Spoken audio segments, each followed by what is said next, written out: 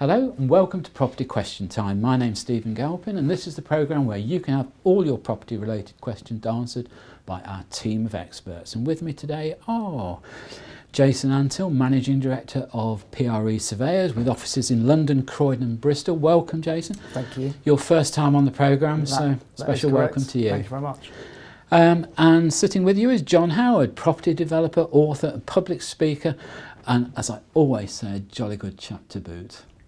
That's very kind of you, Stephen. There'll be a reason for that later on. You've said that, no doubt, but I'll take it as it is. There probably will, John, but good to have you back. Thank anyway. you. Anyway, so I'm going to go to you first, John, with your question, and it's this. My home is a third floor flat in a block of 100 flats. We have nice surrounding garden area, which was provided with the apartments for everyone's enjoyment. After 2 years, all the trees that were planted in the garden have died and it looks pretty grim. The developer says it's a service charge expense to replace the trees, which if that is the case, we will have to pay for. However, the garden experts we've contracted to look at the situation say that the concrete planters were never really suitable to support trees in terms of their size and taking into account the required drainage. This would seem it's the responsibility of the developer to rectify and provide new trees in an appropriate area with appropriate planters. What can we do as the developer is denying responsibility? I mean, I can't tell you how many times I've seen this one. I have to say, what a surprise is the question of the first thing I'd say. You and I and Jason has heard this many times before, I'm sure. I mean, it's difficult. A developer has to put all this sort of stuff in as part of the planning permission, as most people realise. It has to be planted at a certain time of year as well. And it's obviously very unfortunate that the advice they got regarding to what to plant it in has failed.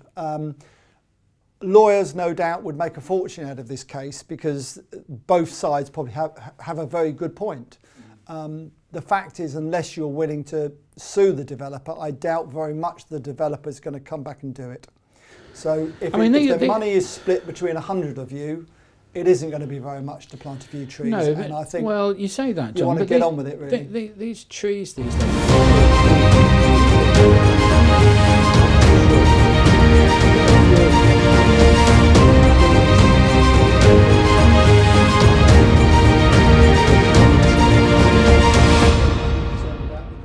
In the next 2 or 3 years than I would about a few trees, to be honest with you, Stephen. So if I were them, I'd get it done through the service charge, get it paid, get them planted, so they can get the best price for their flat. But I suppose the difficulty comes if you just replant in the same plant as in the same situation. You're going to get the same. You're going to be the same again. You need to change, and you may well get a contribution from the developer if they're a big developer. You can certainly ask for a contribution. Negotiate a situation. That's what we would do. I think if someone comes to us and says, "Look, John, this has failed. Are you prepared to put the money in?" Yes, we would. We'll do some negotiation. And I think, if you were acting for a client, Jason, I'm sure you'd say the same. Wouldn't you just try and negotiate a deal and get them replanted in the correct manner? Yes. Anything to add, Jason? I would probably agree with that, and also probably to try and save on costs. So litigation. It's probably best to get together as a group and sort that out yourself. Couldn't you just go to a first tier tribunal on this? Would it be a subject they'd look at? Well, yeah, you could do that, but then that'd be the cheaper option, wouldn't it? You could do that, but then you've got the stress as well. It all and depends. Also there would be some costs. And also there. Who owns the freehold, because the developer may not own the freehold anymore. The freehold may be owned by a third party. And although obviously you can go and buy the freehold as the residents, if 50% plus whatever it is, agree with you, I said that the developer may have already sold the freehold on. Yes. I mean, it's a very difficult thing because these service charges these days are going up and up and up, and it's becoming a significant part of your running costs in a modern day flat, isn't it? It is very much so, but of course, I always say that if you have a house, you're going to spend all the costs on your house maintenance-wise as much as you would on a service charge probably anyway, as long as it's sensible service charge. When the roof needs repairing, when the windows need painting, the pointing, someone's got to pay for all these things. Are you saying we're spoilt living in these blocks? I think that in certain cases, in the past, freeholders have taken huge advantage, but the government have sorted that out mainly. Yes. Yeah. And nowadays, I think everything is pretty genuine. And if it isn't genuine, you've got recourse. You can go to the land tribunal, and they'll sort it out for you free of charge. I do think I see a number of these fairly big modern blocks, and I do sometimes think that the services offered are all very well, but people don't take into account the building cost over years, how much it's going to cost to maintain. I mean, I live fairly close to here, and it wouldn't be the first time I've had people come down to reception and ask the concierge, who's going to change my light bulb?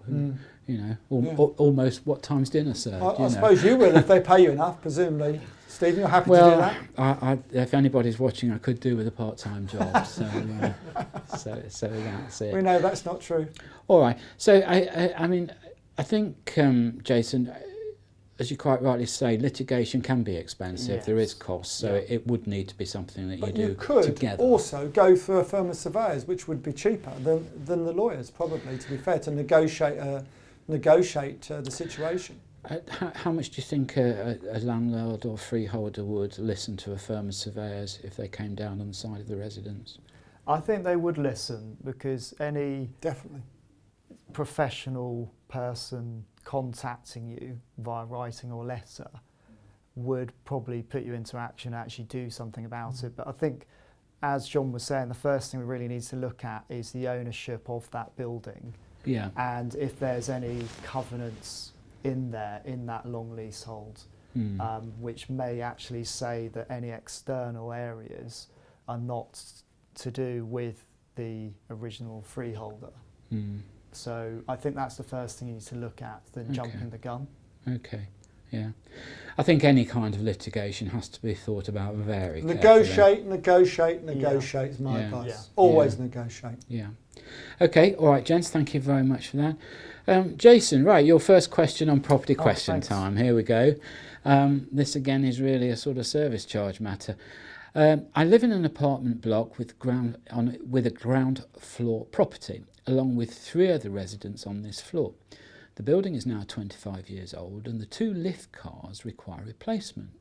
The cost of this will be around about £250,000 and will be added to the service charge and paid for partly by the reserves. Is it fair and reasonable that those of us living on the ground floor who've never even used the lift have to pay for their replacement? Unbelievable question. Well, unbelievable. It's a question, again, we've had many times on this programme over various sort of cost issues. And I suppose initially, your initial thought is to jump in and say, well, no, of course it's not reasonable if you don't use the lift. Yeah. But again, if we, it sounds like they've got either a share of freehold, long leasehold, and that they will have to pay a third each. Unfortunately, when you took the building or the property, you should have asked the solicitors or done your investigations into that. On top of that, also, it depends when the actual flat was bought, but things like that should have been brought up if you got a proper building survey done by a chartered surveyor. Fancy that. And in there it should say the lifts, we recommend that an independent lift survey is carried out. That's it. Don't commit to anything, Jason. Well done. Get an expert in to do that as well. Exactly. Yeah, quite right. Exactly. For a fee, of course. For a fee. But I do recommend that going forward, if you do look at properties, especially with lifts or even air conditioning, that an independent survey is carried out. Definitely. With the answer, should the ground floor flats pay? Unfortunately, yes, because the ground floor flat could have some problems coming up in the near future, and there could be a dispute. If they don't pay, they could be served with a notice.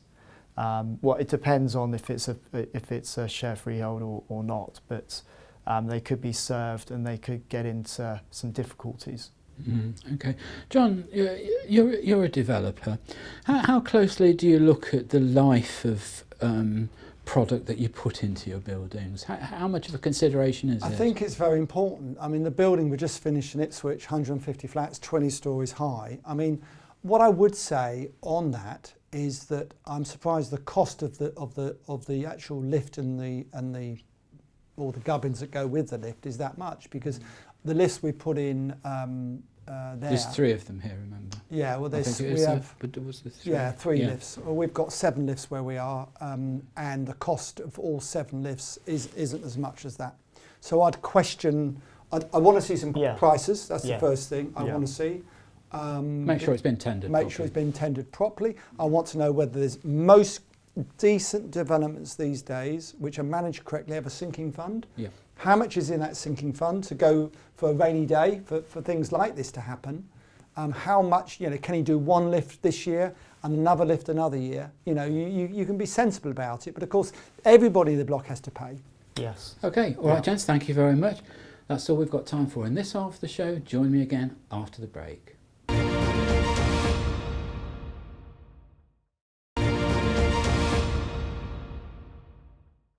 Hello and welcome back to part 2 of Property Question Time. I'm Stephen Galpin and with me are Jason Antill and John Howard. Welcome back, guys. Thank you. John, your second question. Yes. With interest rates at an almost all-time low and possibly even going negative, do the panel think this might be an ideal time to enter the buy-to-let market, even though the government seems to want to discourage the smaller investor with more restrictions and extra taxation? Great question. The buy-to-let market has never been as good in terms of interest rates, really. I mean, it can't get any better, can it, Stephen? We spoke before on the show about interest rates. We were paying at 15%. You can't make it up now. I mean, some of these buy-to-let mortgages at 1.5%, 2% less than that. It's amazing. Should they be buying now? Personally, I think things are going to get tougher next year and the year after.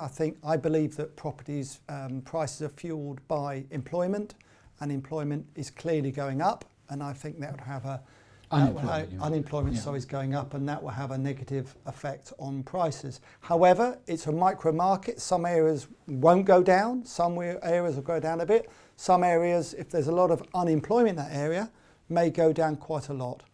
And I think over 20, 25 years, which are most of these mortgages are over, the average is a 5% increase across the UK over the last 20 odd years. Obviously, once again, that depends where you are. But if you're looking at it on a repayment mortgage, which I think is really important, and you're pretty confident you can keep it let most of that time, if nothing else, it's probably better than any pension you're going to invest into, you would have thought.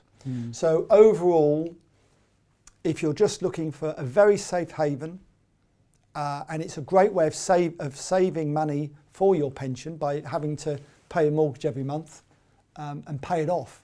And of course, if you can pay it off in 15 years, not 25 years, that makes a massive difference. So the most you can pay off, the better. Be careful with these very, very cheap buy-to-let mortgages, because they're only probably for 2 years and then they whack the rate up.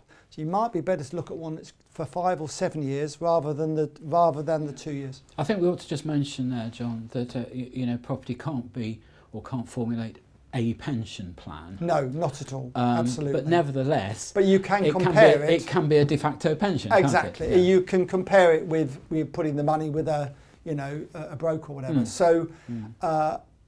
On the whole, personally, I would wait till next year to see what happens, because I think they'll be a bit cheaper. However, if someone gets a bargain this year, why not get on and buy it? Probably. There's also savings with stamp duty at the moment as well.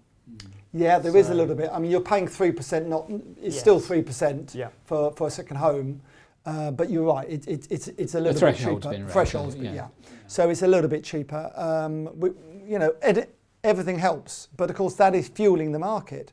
Now, if that comes off in March next year, if it does, then you will find properties getting cheaper, I'm sure. So you might be best to wait. You pay your money, you take your choice, really. I think that was going to be my next question. Really, was are the rental rates coming down proportionally to the interest rate you're charged for buying? What do you think, Jason? I think you need to be also careful about which tenants are going into the properties, because what John was saying was that unemployment is increasing, and the government has obviously put into place more rights to tenants, and the tenants do have a lot of rights. Especially at the moment. Yeah, so that is one of the factors that I think you need to take into account. I really don't get this government's policy. I mean, it was a Conservative government that brought in the assured short-hold tenancies, and it was brought in so that landlords could, for sure, get their properties back, which was to encourage the private rental market. Absolutely. And this government seems to be going in total reverse of that. Because there's a shortage of housing. Now, I'm on a Zoom call with Boris, as long as I pay so much to be on it, along with a few thousand other people. So if I can get the chance to ask the question, I should be asking the question for you, should I? Well, look, would you tell him I'm asking? I'll ask you. I say Stephen says, and we'll see what the answer is. But I agree with you. I think they honestly believe, I think, that whatever they do to landlords, they will always vote Tory. That's what they believe. I'm sure they must do. Otherwise, they wouldn't be doing some of the things they're doing. That's my view. But there's certainly a feeling that the smaller landlord is being penalised here, isn't there? Well, the whole point of making them really force them into having limited companies is because some of these landlords haven't been paying their tax, you know, and means the three of us are paying more, probably in the long run. So I've always had limited companies all the way through my career. Most people who are looking at rental business professionally probably have as well.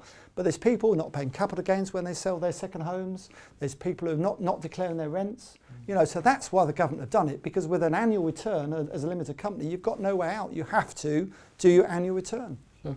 Well, you know, I'm all for everybody paying their proper tax. Good, so am I.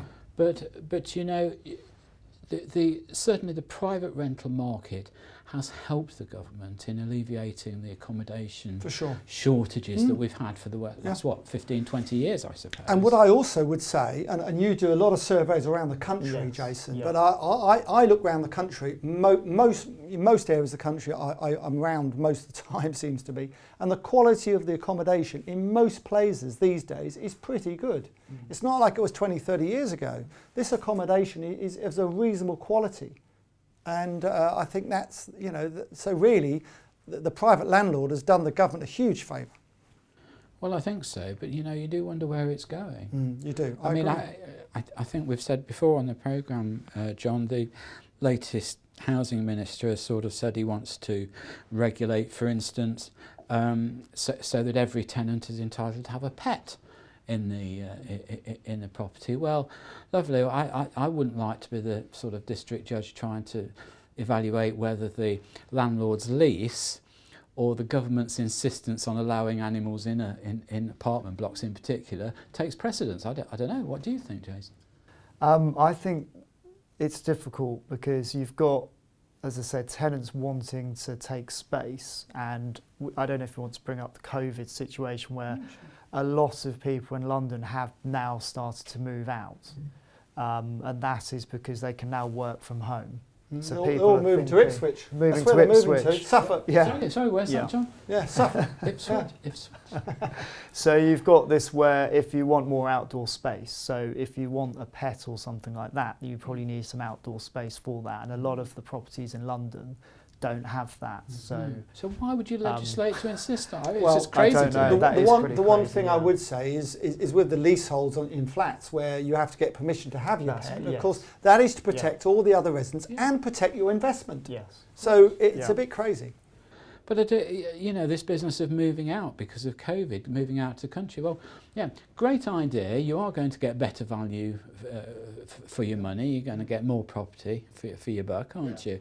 However, you know, I used to live out at Henley-on-Thames. And that's not really the country, though, to be fair, is it? No, but John, commuting into London, you know, fine, it was 15 minutes on the fast train, absolutely great, until you're standing at the station in the morning and they say, we're terribly sorry, but the 6:30 to London isn't running anymore. Stephen, you don't need to do that anymore. No one's going to coming to London, they're all working from home. Yeah, technology is helping. But do you think that'll last? Well, I think to a great extent it will last. Yeah. And by the way, you know, London prices are 4 times as much as the rest of the country. 4 times as much. Now, How long will that last? Do you think, Jason, that the house prices around the rest of the country are going to go up a bit, and the London prices are going to come down to meet? They'll always be more expensive, I'm sure, but I think the gap is too big at the moment. I think that's a really good question, but I think we need to also talk about what are you going to do with these empty offices or shopping centres. Well, they will morph into residential accommodation in time, but because they're on such long leases, some of these, it will take time for that to happen. Yeah. John, let me tell you something. The reason it's 4 times as much to live in London is because it's 4 times as good. Right. Jason, your next question. Do the panel think that property viewing has now taken a turn towards technology rather than physical visits? I'm thinking in particular about 360-degree videos and building fly-throughs. I know this is a subject close to your heart, That's a good question. So over the last few years, obviously CGI has come into effect. And since the awful word COVID has come in, people have found it difficult to go and inspect buildings. That's not just residential, but also commercial as well. You mean surveyors with valuations that take them 4 weeks to do them, when they should take a week? Yeah, maybe that's the case. Yeah, so using the technology has definitely increased the way that you can go and view properties, such as Purple Bricks brought this in, and other technology companies that have gone in. But I think you still need to actually go and visit the property as well. It's not going to replicate that feeling when you walk into a building and think, this is the one. I think it's a little bit the same, isn't it, as sort of, let's say, virtual agents. At a certain price level, people want personal service and they want contact with somebody. They want a conversation. Yep. I mean, you're talking to somebody here, I love these fly-throughs. I mean, you're talking to somebody here who used to travel the world with like building models in a suitcase, and you arrive in Hong Kong with a pile of balsa wood rubble in your suitcase, you know, then what will I do now? Well, of course, now you can almost just put it on your phone. Well, it's almost really property porn, isn't it, really? That's what it is. It's property porn. You know, people sitting there looking at all these looking at your property online, walking through it and so on. But my advice, the same as yours, is if you're buying a property, go and view it. Although I had a call from someone in Lisbon who's investing in the UK, who I'm helping, who said, John, I got bored, and I bought a property in Portugal online. Right. Okay. Without looking at it. And completed. Crikey. But he's got plenty of money. That's very brave. Yeah, it is brave, yeah. Okay. Jason, last word with you. Anything to add to that? I think it will be on the increase to do virtual tours, but as I said, you do need to go and visit that property. I know that there are other ways the government are looking to make it more simpler to buy properties. That time. Similar to the Scottish way of buying a property, of bids, sealed bids, and then you purchase and exchange, similar to an auction. Yeah. And I think that should come in. I really do. Okay, great. Gentlemen, thank you very much for your contributions today. So, Jason Antill, thank you. Glad to see you on the programme for the first time. Thought you did very well. Thank you. Thank you. Most helpful. John Howard, thank you again. Pleasure. Knowledgeable as ever. Thank you. Thank you all very much indeed. I'm Stephen Galpin. Join me again next time on Property Question Time.